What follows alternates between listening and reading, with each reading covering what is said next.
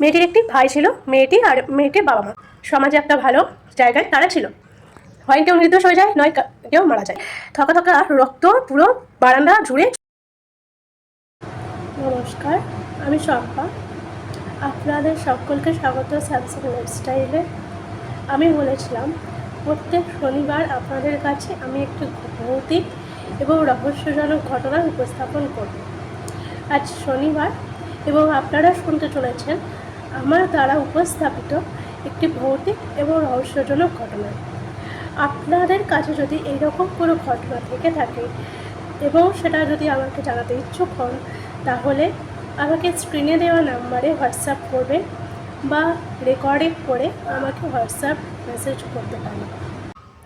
আমি আপনাদের বলা ঘটনাটি আমার চ্যানেলের মাধ্যমে সবার সামনে ছড়িয়ে দেব। চলুন আজকের ঘটনা উপস্থাপন করা যাক। ঘটনাটি হচ্ছে ইগোর সাইডের ঘটনা। আমি জায়গাটির নাম পুরো উল্লেখ করছি না এবং ঘটনাটি 1980 থেকে 1990 এইরকম সময়ের ঘটনা। আগেকার দিনে কী হতো, প্রচুর বনেদি বাড়ি থাকতো এবং বনেদি বাড়িগুলো প্রায় রাজবাড়ির মতো হতো। আগেকার দিনে রাজবাড়ি যেমন হতো যে প্রচুর বাগান থাকতো, একটা সাবেকিয়ানা থাকতো, একটা তখনকার যুগে স্মার্টফোন বা ফোন এইগুলো অত প্রচলন ছিল না। নর্মাল স্বাভাবিক জীবনযাপন যেমন মানুষ করতো, জয়েন্ট ফ্যামিলির মধ্যে বসবাস করতো। তখন এক একজনের বোধহয় 7-8টা করে বা 10-12টা ছেলেপুলে থাকতো। এখনকার মডার্ন যুগে তো লোকে একটা কি দুটো সন্তান নেই, তার বেশি আর নেন না। তখনকার দিনে তো এরকম কোনো কাউন্টিং ছিল না, অনেক ভাই বোন সবাই একসাথে মানুষ হতো। এরকমই একটা ঘটনায় একটা পরিবারকে কেন্দ্র করে সেইখানেও সেই পরিবারটিতেও অনেক ছেলে থাকতো। এবার আমি যার ঘটনাটি বলবো আর স্পেসিফিক সেই ঘটনাটি বলছি, তাকে কেন্দ্র করে যে ঘটনাটি ঘটেছিল সেইটাই আমি বলছি। তাই আমি উল্লেখ্য আরও বাকি যারা তাদেরকে আমি অত পরিচিত করছি না। ছেলেটির নাম আমি ধরে দিলাম রাম। সেই রামের পরিবারে যারা ছিল, পরিবারের সবাই ছিল মা বাবা জ্যাঠা কাকা, একটা জয়েন্ট ফ্যামিলি নিয়ে একটা খুব সুন্দর একটা পরিবার। সেও শিক্ষিত পরিবারে যারা ছোট সদস্য ছিল, ছোট থেকে বড় সবাই মোটামুটি শিক্ষিত এবং বেশিরভাগ যেহেতু ওদের জমি জায়গা সব ছিল সেহেতু কৃষিকাজও ওরা করতো। বাগান ছিল, প্রচুর ফলের বাগান, আম বাগান কাটাতো। পুরো ব্যাপারটা নিয়ে ওরা একজন ওয়েল ফ্যামিলি ছিল, ওই ফ্যামিলি থেকে বিলং করতো। আশেপাশে যারা পরিবেশ ছিল, যারা আত্মীয় স্বজন, পরিবেশ বন্ধু বান্ধব, ঠিক আছে, আশেপাশে যারা থাকতো তাদের সবার সাথে ভালো মেলামেশা, সবাই চিনত তাদেরকে। শিক্ষিত ভদ্র মার্জিত একটা পরিবার হিসেবে যারা সমাজে একটা ভালো জায়গায় তারা ছিল। এবার যথারীতি ছেলেরা বড় হচ্ছে, মেয়েরা বড় হচ্ছে, তাদের বিয়ে দিয়ে দিচ্ছে, সমস্ত কিছু করছে। এবার রাম যে সেও ছিল বড় ভালো এডুকেটেড বা ভালো চাকরি বাকরি সমস্ত কিছু এলিজিবল ছিল। তখনকার দিনে পৈতৃক সম্পত্তি মানে পৈতৃক ব্যবসা যেগুলো থাকতো সেগুলোই সবাই বেশিরভাগ সামলাতো। সেরকম রামও তার বাবার যা ছিল সে সেই দিকে আগ্রহী হয়। বাইরে পড়তে যাওয়ার জন্য যে যোগ্যতা লাগতো সে সমস্ত কিছু সে অ্যাপ্লিকেবল ছিল, কিন্তু সে যায়নি। সে বাবার দেখাশোনা করতো, বাবা মায়ের কাছে থাকবে বলে এইরকমভাবে সে মেনটেন করছিল নিজেকে। এক সময় তার বিয়ের বয়স হয়, তাকে যথারীতি বলা হয় বিয়ের জন্য। সে তার বাবা মায়ের দেখা একটি মেয়ের সাথে বিয়ে দেয় এবং এবার মেয়েটি ছিল একজন চাষি ঘরের মেয়ে, মানে মেয়েটির বাবা চাষবাস করতো, তাদের অনেক জমি জায়গা ছিল। মেয়েটির একটি ভাই ছিল, মেয়েটি আর মেয়েটির বাবা মা এই নিয়ে ছিল তাদের ফ্যামিলি, আর কেউ ছিল না। এবার মেয়েটি সুশিক্ষিতা মার্জিত, গৃহকর্মের নিপুণা। মেয়েটিও বেশ ভালো দেখতে, সুন্দর স্বভাব আচার, খুবই ভালো, ভদ্র শান্ত। তো যথারীতি মেয়েটিকে পছন্দ হয় এবং দিনক্ষণ ঠিক করে ধুমধাম করে ছেলের বিয়ে দেয়। সবাই খুশি, সবাই মেয়েটিও নতুন বাড়িতে আসে, মিলেমিশে সবার সাথে থাকে, যে যেটি বলে সে সেটি করে, সমস্ত কিছু ঠিক আছে ওয়েল। যেমন হয় একজন সাংসারিক মেয়ে যে সংসার ধর্ম পালন করতো, বা শ্বশুর শাশুড়ি সমস্ত বাড়ির লোকজন যারা ছিল সবার কাছে মেয়েটি খুব ভালো ছিল এবং মেয়েটিকে সবাই খুব ভালোবাসতো, আশেপাশের লোকজন সবাই ভালোবাসতো। যথারীতি এইভাবে বছরখানেক কেটে যায়। তখনকার দিনে 1 বা 2 বছর পর সন্তান নেওয়ার প্রচলন ছিল, মানে যদি কেউ 1-2 বছর পরেও সন্তান না নেয় তার উপর প্রেশার ক্রিয়েট করা হতো, বা এরকম কোনো প্রচলন ছিল যে তাকে নিতেই হবে, নাহলে সে অন্য কোনো চোখে তাকে দেখা হতো। যেহেতু এই ফ্যামিলিটি ছিল ভালো শিক্ষিত মার্জিত, সেই জন্য তার পরিবারের দিক থেকে কোনো সেই রকম সে প্রেশার পায়নি যে ঠিক আছে আস্তে আস্তে হবে এরকম। এবং তার স্বামী ছিল প্রচণ্ড ভালো মানুষ, যে রাম ছিল, রাম, তো সে ছিল খুবই ভালো মানুষ, আগেই বলেছি। সেও সেরকম কোনো দ্বিধাগ্রস্ত বা বাধা দেয়নি, ঠিক আছে চলো হবে একদিন এইরকম, তার উপর কোনো চাপ সৃষ্টি করেনি। এরকম চলতে চলতে বছরখানেক কেটে যায়। হঠাৎ করে তার যিনি বয়োজ্যেষ্ঠ ছিলেন, মানে রামের যিনি জেঠু ছিলেন, উনি বাজার যান, বাজার থেকে আর তাকে পাওয়া যায় না। মানে সকালে বাজার গেছে, কতক্ষণ যদি কোথাও কেউ আড্ডাও দেয় তাহলে খুব জোর 10 মিনিট কিংবা খুব জোর 1 ঘন্টা 1.5 ঘন্টা সারা দিন কেটে যায়, কিন্তু তাকে আর খুঁজে পাওয়া যায় না। মানে সে আর বাড়িই আসেনি। কোথায় গেল সন্ধ্যা হয়ে গেছে, খোঁজ তাকে আর খুঁজে পাওয়া যায়নি, তাকে আর পায়নি। ইভেন সবাইকে জিজ্ঞেস করা হয়েছিল, সবাই বলেছে আর না আমরা দেখিনি, মানে বাজারে যারা থাকে। আর তখনকার দিনে তো একটা পাড়ার মধ্যে তো সবাই ছেলা যারা তার সাথে প্রায় সবাই ছেলা জামা থাকতো, তো সবাইকে খোঁজা হয়েছে, কেউ নেই বা কেউ দেখেনি।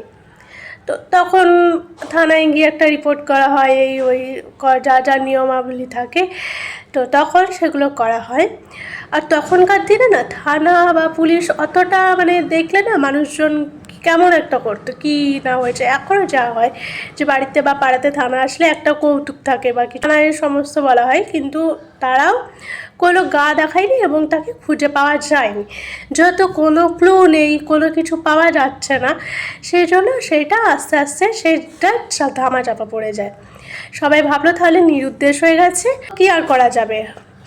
সেই জন্য তার শ্রাদ্ধ শান্তি ক্রিয়াকর্ম কিছুই করা হয়নি, কারণ মানুষটা আদৌ জীবিত না মৃত কেউ তো জানে না, সেটা নিরুদ্দেশ হয়ে গেছে হঠাৎ করে একদিন, তাহলে তার শান্তি ক্রিয়াকলাপ করে কি হবে।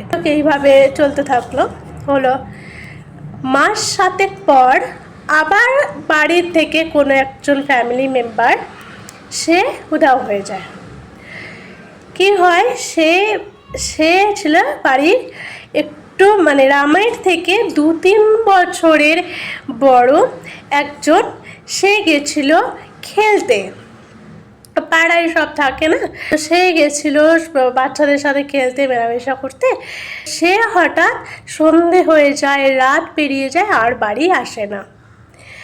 আবারও সেম জিনিস, তারা সঙ্গে সঙ্গে গিয়ে থানায় কমপ্লেন করে এবং থানার পুলিশ অফিসাররা যথেষ্ট পরিমাণে তাদের চেষ্টা করে খুঁজে বের করার জন্য, কিন্তু তাদেরকেও তারা আর পায় না। সেই একই জিনিস, তাদের যেহেতু কোনো ক্লু ছিল না, কেউ তাদেরকে দেখেনি বা তাকে দেখেনি, তো যথারীতি সেই জিনিসটাও আবার আস্তে আস্তে আস্তে আস্তে ধারাচাপা পড়ে যায় নিরুদ্দেশের পথে। তারাও আর কোনো পুলিশের সাথে যোগাযোগ করেনি, যেহেতু তাদের কোনো ক্লু নেই, রেস্কিউ নেই, সেই জন্য তারাও আর সেই জিনিসটা নিয়ে অত মাথা ব্যথা করেনি। ভালোই দিন চলতে থাকলে, এইভাবে চলতে প্রায় 1 বছরের মাথায় তার বাবা মারা যায়, মানে রামের বাবা যিনি ছিলেন তিনি মারা যান। তিনি স্বাভাবিক মৃত্যু হয়, তিনি মারা যান এবং যথারীতি ক্রিয়াকর্ম সব হয়। এবার তাদের পরিবারের মনে একটা সংকট লাগে যে একবার 7 মাস আগে এরকম হলো, 1 বছরের মাথায় এরকম হলো, আবার যাই হোক স্বাভাবিক মৃত্যুতেই তারা মারা গেলেন, এরকম কি হচ্ছে বাড়িতে। কোথাও কোনো সন্দেহের উদ্রেক কিন্তু যে খুঁজে পাওয়া যাবে, যে একটা উৎপত্তি থাকে, সেইটা কোথাও কেউ পারল না বলে কেউ আর মাথাচাড়া করলো না। এইভাবে আস্তে আস্তে দিন যায়, সব কাটতে থাকে, কিন্তু তখনও রামের কোনো সন্তানাদি হয়নি, যেহেতু তার উপর কোনো প্রেসার ছিল না। মাস ঘুরে যায়, দিন কেটে যায়, বছর কেটে যায়। বছর 5 পরে হঠাৎ দেখা যায় এইভাবে একজন একজন করে গায়েব হতে হতে রামের বউ ছাড়া ওই বাড়িতে আর কেউ নেই। হয়তো কারো স্বাভাবিক মৃত্যু হয়েছে, কেউ হয়তো নির্দোষ কেউ নির্দোষ হয়ে যায়, নয় কেউ মারা যায়। এইভাবে 5 বছর খানেক চলতে চলতে এই অবস্থায় তখন পাড়া প্রতিবেশীর লোক যারা ছিল তারা তো আগেই সন্দেহ করবে সেই বউটিকে, কারণ মেয়েটির নাম শিলা। এবার সে যখন বিয়ে করে আসে, তার বিয়ে সে একজন নিরুদ্দেশ হয়ে যায়, 1 বছরের মাথায় একজন নিরুদ্দেশ হয়ে যায়। তার আসার পর থেকে এইভাবে অস্বাভাবিক ঘটনা ঘটতে থাকে। তো পাড়া প্রতিবেশী একটু তাদের এড়িয়েই চলতে থাকে, এবং বউটিকে কটু কথা তো প্রায়ই শুনতে পাওয়া যায়। আগেকার দিনের লোকরা এই ধরনের কথা প্রায়ই বলতো, এখনও বলে, এখনও মডার্ন সমাজে এখনও বলে। তার বর যে রাম যেহেতু একটু সাপোর্টিভ ছিল, সেই জন্য সে বলতো ওসব কথা বাদ দাও, ওসব কথা এড়িয়ে চলো, ওসব খাটে নিও না, তুমি তোমার মতো কাজ করো, যে যা বলছে বলুক। সে প্রচণ্ড হারে তার ওয়াইফকে সাপোর্ট করতো। ঠিক আছে, এইভাবে চলতে থাকলো। রাম তার পৈতৃক সম্পত্তি, পৈতৃক বাণিজ্য যা ছিল সমস্ত ব্যবসা বাণিজ্য দেখা করতে থাকলো। সে ফুলে ফেপে একাই মালিক হয়ে উঠল। এবার মেয়েটি মা বাবা ইতিমধ্যেই তাদের মারা গেছেন, তাদের মৃত্যু হয়েছে, বয়স হয়েছিল এবং তাদের মৃত্যু হয়েছে, সেটা স্বাভাবিক ব্যাপার। এবং মেয়েটির ভাই একা, অর্থাৎ মেয়েটির ভাই একা, তো সে তার বাড়িতে থাকে। মেয়েটির ভাইও পড়াশোনা করছে, সে আরও বাড়িতে টিউশন পড়ায়, বাচ্চা পড়িয়ে যা হয় হয়, না হয় মাঠে কাজকর্ম বা কৃষিকাজ যেগুলো ওর বাবা করতো সেগুলো করতে থাকে। এইভাবেই ওর ভাইয়ের জীবন কেটে যায়। আর মেয়েটিও বলে যে আমার বাড়িতেও এরকম অবস্থা, আমার একা লাগে, তা তুই আসতে পারিস। সেরকম করে মেয়েটির ভাইটিকে বলে যে তুইও তো আসতে পারিস। তো মেয়েটির ভাইয়ের নাম হচ্ছে এখানে চঞ্চল। তো বলে, ভাইটি বলে আমার পড়ানো আছে, এই আছে, আমি কি করে যাব বল, আমাকেও তো খেটে খেতে হবে। আর এইভাবে দিদির বাড়ি রোজ, আর তখনকার দিনে অত ঘন ঘন কেউ দিদি বা শ্বশুর বাড়ি যেত না, বা বাপের বাড়ি আসতে পারতো না মেয়েরা। তো বলে ঠিক আছে, আমি একদিন যদি ছুটি পাই তাহলে আমি যাব। এইভাবে কথোপকথন হতে থাকে। আর তখনকার দিনে তো মোবাইল ফোন বা স্মার্টফোন ছিল না যে কথা বলবে, ভিডিও কল থাকবে। তখনকার দিনে খুব কম বেশি হলে একটা করে টেলিফোন ঘরে থাকতো, খুব কম মানুষের ঘরে, তাও প্রত্যেকের ঘরে এত অ্যাভেলেবেল টেলিফোন থাকতো না, খুব কম, হয়তো পাড়া গায়ে একটা কি দুটো গায়ে মিলে একটা করে টেলিফোন থাকতো, এরকম থাকতো। সবার বাড়িতে তো অ্যাভেলেবেল ছিল না। তখনকার দিনে রাস্তাঘাট, জল ব্যবস্থা, আলো, বিদ্যুৎ এইরকম এত ভালো ছিল না। 1980-90 সালে এত ফেসিলিটি ছিল না, এত উন্নত ছিল না। এইরকমভাবে ওর চিঠির মাধ্যমে ভাইটিকে খবর দিতে থাকে, ভাইটি ওর যোগাযোগ রাখে। এরকম করতে করতে একদিন গরম মাসে, গ্রীষ্মকালে, ভাইটি বলে ঠিক আছে, তাহলে আমার এখন ছুটি আছে, তাহলে দিদির বাড়ি থেকে গিয়ে ঘুরে আসি। যত ভাইটি এসে দিদির কাছে পুরো গরমকালটা, গ্রীষ্মকালটা ছুটি কাটিয়েছে, খুব আনন্দে কাটিয়েছে। হঠাৎ করে একদিন ভাইটি দেখে যে তার ঘরের সামনে থেকে, ভাইটিকে দিদির বাড়িতে যে রুমটিতে থাকতে দিয়েছিল, সেই রুমের বাইরে থেকে থকা থকা রক্ত পুরো বারান্দা জুড়ে ছড়িয়ে আছে। ভাইটি হঠাৎ দেখে, অস্বাভাবিক ব্যাপার একটা, আটকে ওঠেনি ভয়ে, কিন্তু একটা যদি হঠাৎ করে কোথাও রক্ত পড়ে থাকে, আমরা প্রথমে ভাববো এটা কি বা কোথা থেকে এলো এই সে ভাইটি হঠাৎ যায় দেখতে যে কোথা থেকে আসছে কি না, কি দেখি। তো তো দেখতে দেখতে দেখে যে এই রক্তটা অনেক দূর গেছে ওদের বাড়িতে। বলে রাখি, রামেদের বাড়িতে একটা পুরনো ভৃত্য মানে চাকর ছিল, তার নাম ছিল লখা।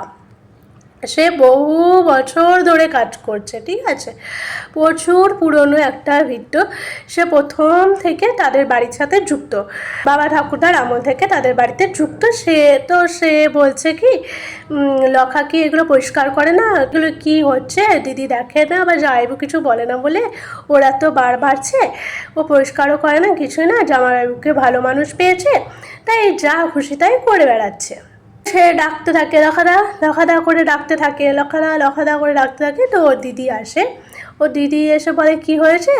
দিদি তাকিয়ে দেখে যে এইরকম ধকা রক্ত পড়ে।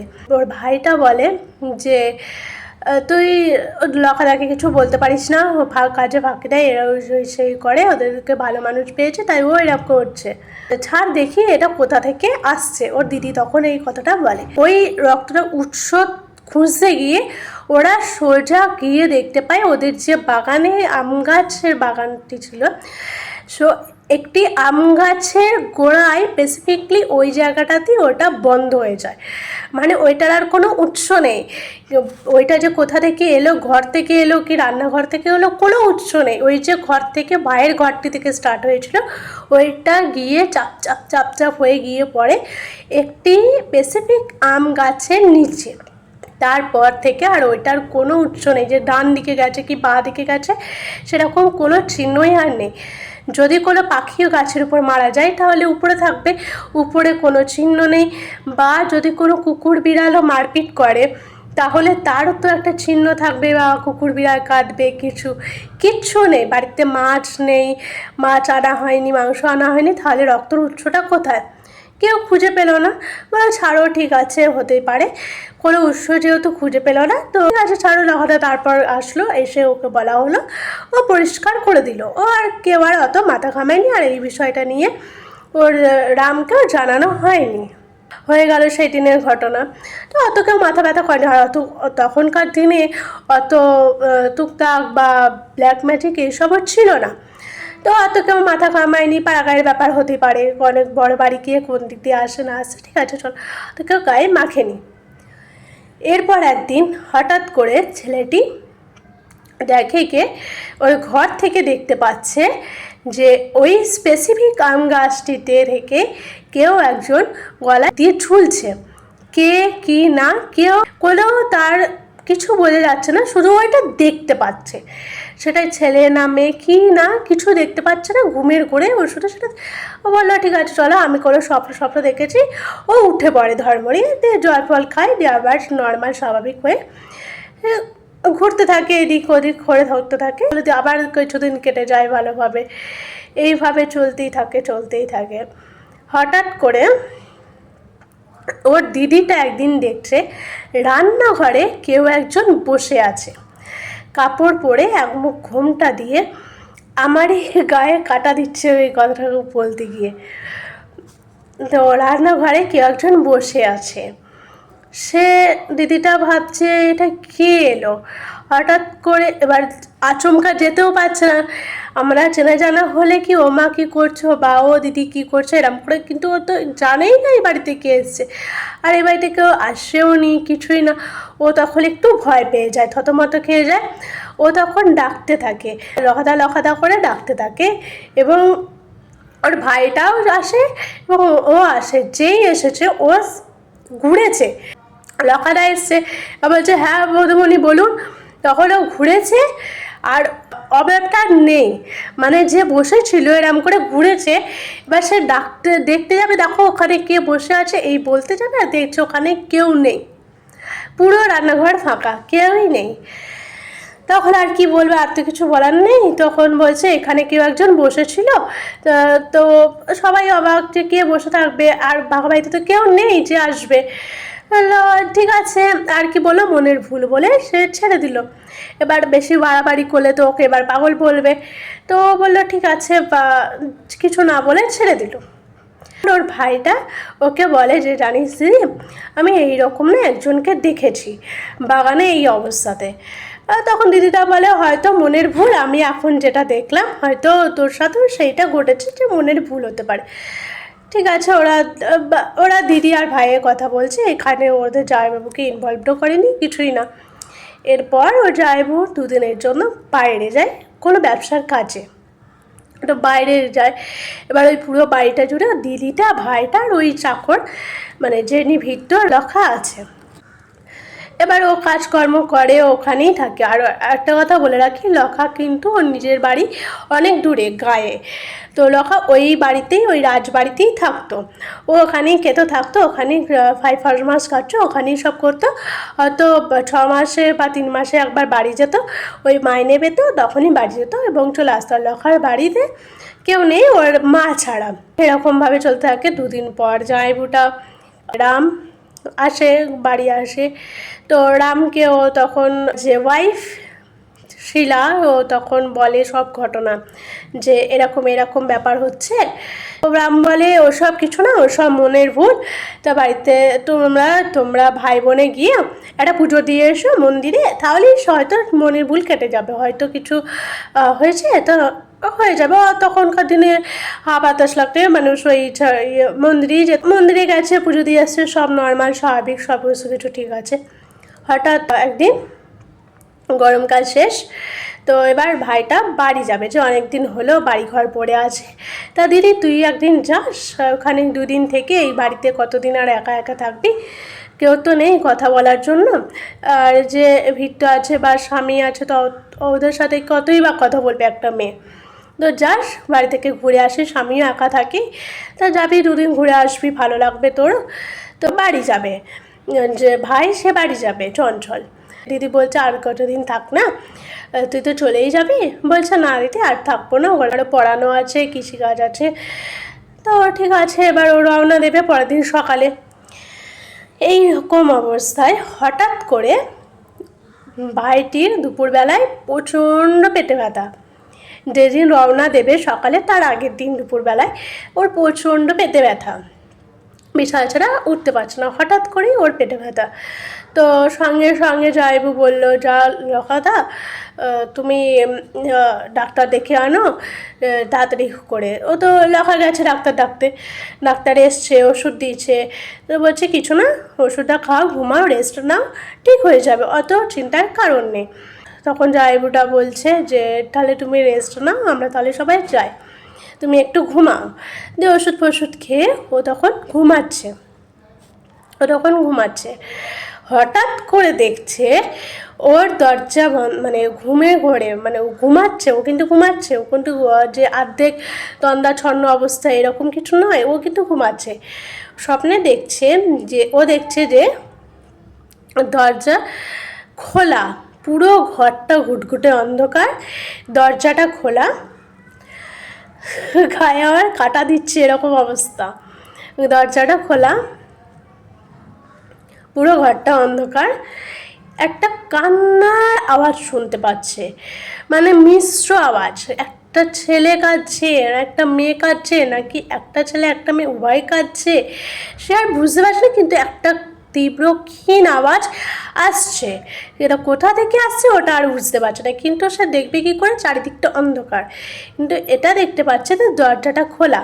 একটা অন্ধকারের মধ্যেও দেখবে কিছু বোঝা যায়, যে একটা ক্ষীণ আলো আসে সেই দরজা দিয়ে, সে দরজাটার দিকে এগিয়ে গেল, যে কান্নার আওয়াজটা কোথা থেকে আসছে দেখি। তো তখন ওর যেই খাট থেকে নিচে নেমেছে, আর আগেকার দিনে যে সমস্ত খাটগুলো হতো না, অনেক বড় বড় এবং উঁচু হতো, সেই চারিদিকের খাটের বাটাম না কি বলে জানি না, ওইগুলো থাকতো, উঁচু হতো, সে হাতির পায়ের মতো খাটের পাগুলো থাকতো, অনেকটা উঁচু হতো। তো নিচে পা বাড়িয়েছে। আর তখনকার দিনে আরেকটা কথা বলে রাখি, মেঝেগুলো না কালো আর সাদা, এই রকম মার্বেলের মতো টালি বসানো থাকতো, টালি না মার্বেল জানি না, তবে এই রকম মেঝেগুলো হতো, কাদা আর কালো, খুব ঠান্ডা হতো। আগেকার দিনে ঘরগুলো যেহেতু মোটা মোটা গড়ি বর্গাও থাকতো, মোটা হতো দেয়ালগুলো, তো খুবই ঠান্ডা থাকতো ঘরগুলো। আর এখনকার দিনে যদি সেই রকম কোনো ঘরে যাও তাহলে এখনও বুঝতে পারবে। ওটার দিকে এগিয়ে যাচ্ছে যে কান্নাটা কোথা থেকে আসছে দেখি তো। তখন ও যেই পাটা নামিয়েছে তখন শুনতে পাচ্ছে মেঝে থেকে কান্নার আওয়াজটা আসছে। ও মেঝেতে কানটা পেতে শুনতে গেছে যে কোথা থেকে আসছে। তখন ও দেখছে মেঝে থেকে, মানে মেঝেটা পুরো দু ফাঁক হয়ে যাচ্ছে, পুরো চিরে ওই মেঝে চিরে বেরিয়ে আসছে হাত, লম্বা লম্বা হাত আর পা, এবং সেই হাত এবং পাগুলো ওকে নিজেদের দিকে টানার চেষ্টা করছে, মানে পারলে ওর পা ধরে টেনে নিয়ে মাটির ভেতরে ঢুকে যায় এই রকম। আর ও এই দেখে চিৎকার করে উঠেছে, মানে চিৎকার করে উঠেছে বাবা গো মা করে। তখন দেখছে যে সে বিছানাতেই শুয়ে আছে এবং সে পুরো ঘেমে নিয়ে একসা হয়ে গেছে। তারপর আবার গরমকাল এবং তখন বিকাল হয়ে গেছে। এই চিৎকার শুনে সবাই ছুটে এসেছে। ও বলছে কি হলো কি হলো, বলছে কিছু না। জায়বু এসে বলছে তোমার কি হয়েছে? তখন বলছে না না কিছু হয়নি। দিয়ে ও তখন একটু বেশ কাচুমাচু হয়ে গেল, থতমত হয়ে গেল। জায়বুটা আর ওর মধ্যে কথা হচ্ছে, এই দিদি বললো তোরা কথা বল, আমি তাহলে চা করে দিতে যাই। জায়বুটা তখন ছেলেটিকে বলছে যে তোমার এখানে কোনো অসুবিধা হচ্ছে না তো? তখন ও কথার পরিপ্রেক্ষিতে এই কথাটি বলে যে আমার কারণে আপনাদের আবার অসুবিধা ভোগ করতে হচ্ছে, আবার ডাক্তার বৌদি আবার দুদিন আপনাদের আবার আমাকে ভোগ করতে হবে, মানে এই যে দুদিন আছে একটা লজ্জার ব্যাপার। ওই যে পাড়াগাঁয়ে ওই যে অতদিন আছে ওই ভাইটা ওর দিদির বাড়িতে, এটা ওর লজ্জায় পাচ্ছে। না না এরকম কোনো ব্যাপার নয়, তা বিকাল হয়েছে তুমি একটু বাগান দিয়ে ঘুরে এসো, তোমার ভালো লাগবে, মন মেজাজটাও ভালো লাগবে, শরীরটাও হালকা হবে, যাও বাগানের দিকে ঘুরে এসো। হ্যাঁ এরকম বলে জায়বুটা বেরিয়ে যায়। তখন লক্ষা এসে ওকে চা দেয়, চা দিতে দিতে বলে এই নিন চা নিন। তখন হঠাৎ করে লক্ষা বলে সবাই এক এক করে উদ্ধার হয়ে যাচ্ছে, এবার দেখো তোমার পালা এলো।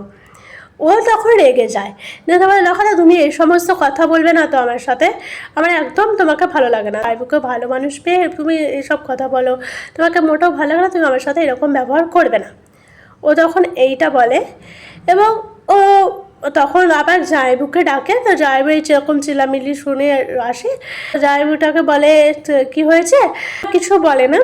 তো লক্ষাকে ওর জায়বু ও টাকা দিয়ে লক্ষাকে বলে যা তোর তো বলছিলিস যে তোর মায়ের শরীরটা খারাপ, তাহলে তুই ঘুরে আয়গা বাড়ি থেকে যা।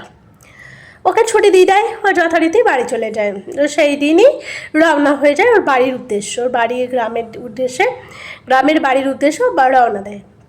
এবার ওই বাড়িটিদের ছেলেটি মানে ভাই দিদি আর জায়বু এই তিনজন, আর কেউ নেই পুরো বাড়িটায়। ওই রকম বড় বাগানওয়ালা বাড়িতে ওরা তিনজন ছাড়া আর কেউ নেই। ভাইটি তো সুস্থ হয়ে গেল। এবার রাত্রেবেলায় সবাই খাওয়া দাওয়া করে শুয়েছে ঘুমিয়েছে, যেমন যথারীতি সবাই দরজা জানলা বন্ধ করে শুয়ে, তো ভাইটিও শুয়েছে। হঠাৎ করে দেখছে শুনতে পাচ্ছে বাগানের কাছ থেকে কেউ সেই মাটি কোপালে যেমন হয় কোদাল দিয়ে, সেই রকম মাটি কোপাচ্ছে, এইরকম খাট খাট খাট খাট করে আওয়াজ হচ্ছে। তো প্রথমে গুরুত্ব দেয়নি, ও ভাবছে হয়তো মনের ভুল, যেহেতু ওর সঙ্গে আগেও এইসব ঘটনাগুলো ঘটেছে, ও পাত্তা দেয়নি, ও বলছে ঘুমের ঘরে কি না কি হচ্ছে আমি ঘুমিয়ে পড়ি। আবারও ও কন্টিনিউয়াসলি কিন্তু সেই আওয়াজটি হচ্ছে, ওরকম খাট খাট খাট খাট খাট খাট করে ওই রকম মাটির কাটার আওয়াজের মতো হচ্ছে। তখন ও দেখছে কি হচ্ছে, যাই তো গিয়ে বেরিয়ে। তখনকার দিনে সে বড় টিনের টর্চ লাইটগুলো হতো, সেই ডবল মোটা মোটা ব্যাটারি থাকতো, ওই রকম দুটো ব্যাটারিওয়ালা সেরকম টর্চ লাইট নিয়ে সে বাগানের দিকে যায়। বাগানের দিকে গিয়ে দেখে যে ওই যে লক্ষা বাগানটাকে কোপাচ্ছে, ওই যে স্পেসিফিক সেই আম গাছটি ছিল যেখানে ওই সমস্ত ঘটনাগুলো ঘটছিলো, যেখানে গিয়ে রক্ত স্পটগুলো বন্ধ হয়ে যাচ্ছিলো, যেখানে কি একটি কাউকে ঝুলতে দেখা গিয়েছিল, তো ওই ঠিক সেই আম গাছটির নিচে ওরকম কোদাল দিয়ে ও মাটি কাটছে। তো ও তখন মনে মনে ভাবছে যে এতদিন তো আমি প্রমাণ পাইনি। এবার তো আমি প্রমাণ পেয়েছি, এইটা গিয়ে আমি হাতে নাতে ওকে আজকে ধরবো আর জামাইবাবুকে বলবো তোমার ভালো সুযোগ নিয়ে ও এইসব করে বেড়াচ্ছে তোমাদের আড়ালে, তো এক্ষুনি একে এখান থেকে বিদায় করে। ও তো বেশ লখাকে ধরবো বলে দাঁড়িয়ে আছে। লখা তখন মাটি কাটা শেষ হয়ে গিয়ে ও তখন গাছের পেছন দিয়ে চলে যায়। গাছের পেছন দিয়ে ও কোথায় গেল সেটা আর ও দেখেনি, ও দেখছে কী করছে ওখানটায়, আমি গিয়ে দেখবো। তো ওখানটায় গিয়ে দেখে কি যে একজন মানুষ সমান সেই মাটিটা কাটা, মানে মানুষের কবর দেওয়ার মতো একটা মানুষের বডি সমান সেই মাটিটা গর্ত করে কাটা, এবং সেই গর্তের আশেপাশে একটা মানে একটার একাধিক মানুষের কঙ্কাল সেইখানে পড়ে থাকলে যেরকম হয়, এবং চুল চুল হাত পা কঙ্কাল যাচ্ছে তাই অবস্থা ওইখানে পড়ে আছে। ও তো দেখে অবাক যে এইগুলো লখা কি করছে তাহলে এতদিন ধরে, তার মানে কি এতদিন ধরে ওই সব করেছে, ওই লোকগুলোকে নিরুদ্দেশ করেছে এইভাবে, মানে লোকগুলোকে ও মেরে দিয়েছে। কিন্তু কেন? তো আজকে তো এটা এর হেসো করতেই হবে। তো ডাকতে গেছে ওর জামাইবাবুকে তেড়ে মেরে। হঠাৎ করে দেখছে ওর ঘুমটা ভেঙে গেছে। তো ও থতমত খেয়ে বলছে আমি এসব কি দেখলাম, আমি এগুলো কি দেখলাম, এগুলো তো হওয়ার কথাই নয়। তো ও দেখছে সত্যি করে ঘটনাগুলো ঘটছে, মানে ওই আওয়াজটা, মানে এতক্ষণ ঘুম থেকে ঘুমে ঘোরে এইসব দেখছে, কিন্তু এবার ঘুম থেকে উঠে দেখছে সত্যি করেই ওই আওয়াজটা হচ্ছে, এবং সেই আওয়াজটা বাগান থেকেই আসছে, ওই রকম মাটি কাটার আওয়াজ। ও তো সেই তড়ি ঘড়ি যায় যে তাহলে এইটা মানে সত্যি, তার মানে ওখানে লেখা আছে, তা আজকে গিয়ে ধরবো। ও ছুটে ফুটে তড়ি ঘড়ি ও এক বাগানের দিকে যায় এবং একটা থামের আড়ালে দাঁড়িয়ে পড়ে, দেখে হ্যাঁ লখাই ওখানে আছে, আর কেউ নেই, আজকে তো ওকে ধরবো। তার মানে আমি এতক্ষণ সত্যি দেখেছি, তো ভোরের স্বপ্ন সত্যি হয়। তো যাই, তো গিয়ে দেখি, দিয়ে দেখছে হ্যাঁ যা যা দেখেছে ওখানে মানুষের হাড় কঙ্কাল সমস্ত কিছু পড়ে আছে, এবং পুরো চুল ফুল আশেপাশে সমস্ত কিছু পড়ে আছে। ও দেখছে লখা আর আশেপাশে নেই, লখা কোথায় গেল, তাহলে এই মাটিটাই বা কে খুঁড়লো। ছুটে গিয়ে ওই অবস্থাতে জামাইবাবুকে ডাকতে গেছে। আর আগেকার দিনে মানুষরা অনেক ভোরে উঠতো, স্নান করতো, সূর্য প্রণাম করতো, সব কিছু করতো, অনেক আগে থেকে ওদের সকাল শুরু হতো। তো জামাইবাবু দেখছে ওই আরামকে দাঁড়াই বসে জামাইবাবুটা চা খাচ্ছে এবং বই নিয়ে কিছু ঘাটাঘাটি করছে, নাকি ওদের ব্যবসার যে সমস্ত কাগজপত্র ওইগুলো নিয়ে ঘাটাঘাটি, যে দুদিন আগে বাইরে গেছিলো সেই সমস্ত নিয়ে একটু হিসাবপত্র এবং কিছু বই ফই ছিল সেগুলো নিয়ে ঘাটাঘাটি করছিল। ও তখন বলছে জানো ওরাই লখা কী করেছে, লখা ওই মানুষগুলোকে ওই মাটির ভেতরে পুঁতে রেখেছিল এতদিন ধরে, ওর কঙ্কালগুলো মাটি খুঁড়ে ও সেইগুলো বার করছে। ওর জামাইবাবুটা তখন কথা না শুনেই থতমত হয়ে সে মানে ধরা পড়ে গেলে যেরকম কাচুমাচু হয়ে যায়, তখন ওর জামাইবাবুটা তো মানে বলছে কি লখা এরকম করলো, লখা এরকম বিশ্বাসঘাতকতা করলো, লখাকে আমি বারণ করেছিলাম এইসব কিছু বলতে, লখা তাও তোমাকে বলে দিল, আমি যেভাবে সবার প্রাণ নিয়েছি সবাইকে নিরুদ্দেশ করেছি, আজকে আমি লখাকেও সেইভাবে নিরুদ্দেশ করে দেবো, কেউ ওর হদিশ পাবে না। তখন ওর ভাইটা বলছে, মানে অবাক হয়ে গেছে যে কী বলছে এইসব জামাইবাবু। তখন ওর ভাইটা সমানে বলছে জামাইবাবু আমার কথাটা শুনুন, ওর কিন্তু ওর জামাইবাবুটা সত্যিটা বলে ফেলেছে। ওর ওই সময় হিট অফ দ্য মোমেন্ট সে তখন জামাইবাবুটা ছুটে চলে গেছে লখাকে মারতে। এইদিকেও কিন্তু লখা কিন্তু সেই দিন টাকা দিয়েছিল, সেই দিন টাকা নিয়ে ওর গ্রামের বাড়িতে ওর মাকে দেখতে চলে গেছে। লখা কিন্তু ওই বাড়িতে নেই, লখাকে মারতে গেছে কোথায় না ওই সেই আমবাগানের গোড়ায়। এবার সেই রকম ওই চঞ্চলেও মানে গেছে ওর গ্রামের পেছন যে কী হলো ব্যাপারটা দেখি তো। ও তখন ছুটতে জামাইবাবুর কাছে গেছে, জামাইবাবু তখন বলছে লখা, আর দেখছে গিয়ে লখা পেছন ঘুরে দাঁড়িয়ে আছে, লখা ওই জায়গাটাতে পেছন ঘুরে দাঁড়িয়ে আছে, লখার জামা কাপড় সমস্ত কিছু সেম, পেছন ঘুরে তখন জামাইবাবুটা বলছে তোকে আমি বলতে বারণ করেছিলাম, তুই বিশ্বাসঘাতকতা করলি, তুই সব কথা বলে দিয়েছিস, কেন বলেছিস?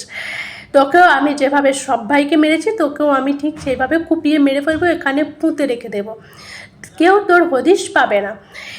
এই কথা শুনে তো চঞ্চল পুরো অবাক, মানে এতদিন ধরে এরা কেউ নির্দোষ হয়নি, নির্দেশ করা হয়েছিল এবং করেছে জামাইবাবু। তখন ও দিদিকে ডাকতে যাবে, পেছন ঘুরতে গেছে, তখন দেখছে ওর পেছনে দিদি দাঁড়িয়ে, কিন্তু ওটা ওর দিদিই নয়, ওর দিদি সেই চুল খোলা বড় লাল টিপ, একজন সধবা বেশে যেমন মারা গেলে যেরকম হয় সেই রকম এক মুখ ঘোমটা দিয়ে, যাতে সেই ভয়েস পুরো গলার স্বর পুরো পরিবর্তন হয়ে গেছে। ওর দিদি তখন বলছে, ওর দিদি বলছে না কিন্তু ওর দিদির ভেতর থেকে আওয়াজ আসছে ভয়েস আলাদা করে, যে তোর জন্য আমরা সবাই মারা গেছি, আজকে তোকেও মরতে হবে, আজকে আমাদেরকে যেভাবে মেরেছিলিস সেইভাবে পুঁতে দিয়েছিলিস, ঠিক তোকেও আমরা এইভাবে আজকে এইখানেই মাটি চাপা দিয়ে পুঁতে রেখে দেবো। তুই সম্পত্তির জন্য আমাদেরকে মেরেছিলিস, এই সম্পত্তি তুইও ভোগ করতে পারবি না, তোকেও আমরা আজকে এইভাবেই মার। ডাক, কাকে ডাকবি ডাক, কেউ তোদেরকে বাঁচাতে পারবে না, এইভাবে বলছে। আর চঞ্চল দেখছে লখাও জাইবুর পা দুটো টেনে নিয়ে গিয়ে মাটিতে পুঁতে দিয়েছে।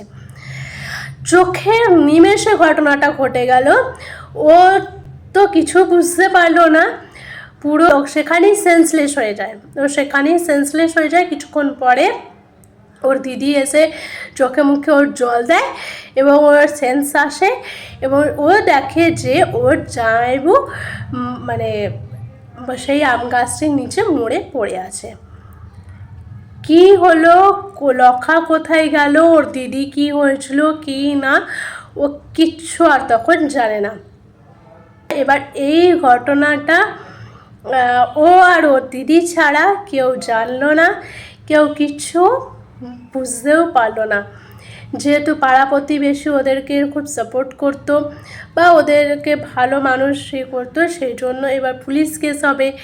এরপর কি হয়েছিল এরপর আর কোনো ঘটনা জানা যায়নি এবং সেই জায়গাটা ছেড়ে সেই দিদি আর ভাই তাদের নিজের বাড়িতেই ফিরে যায়।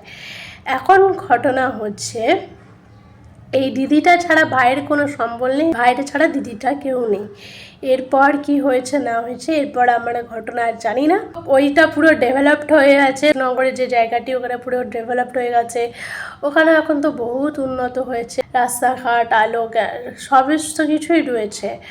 এখন তো আর সেই পরিস্থিতি নেই, পুরোটাই উন্নত হয়েছে। তো এই ছিল আজকের ঘটনা। কেমন লাগলো ঘটনাটি আমাকে জানাবেন, ঘটনাটি ভালো লাগলে লাইক করে দেবেন এবং কে কোথা থেকে ঘটনাটি দেখছেন আমাকে কমেন্ট করে জানাবেন, ভালো লাগলে শেয়ারও করে দেবেন আপনাদের বন্ধুদের মাঝে, ফ্যামিলির মাঝে। আপনাদের যদি কোনো ঘটনা আপনারা শেয়ার করতে চান তাহলে আমাকে করতে পারেন, এই হোয়াটসঅ্যাপ নাম্বারে কিংবা রেকর্ডিং করেও পাঠাতে পারেন।